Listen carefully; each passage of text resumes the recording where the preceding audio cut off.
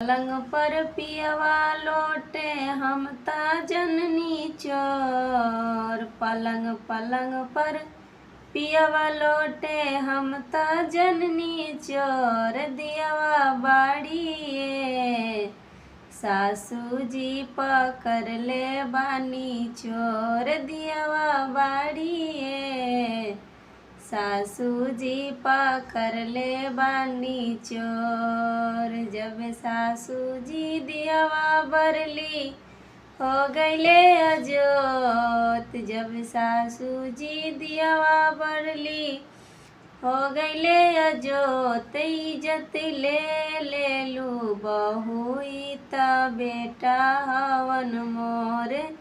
इज्जत ले लेलू बहू त बेटा हवन मोर। इज्जत ले लेलू बहू त बेटा हवन मोर।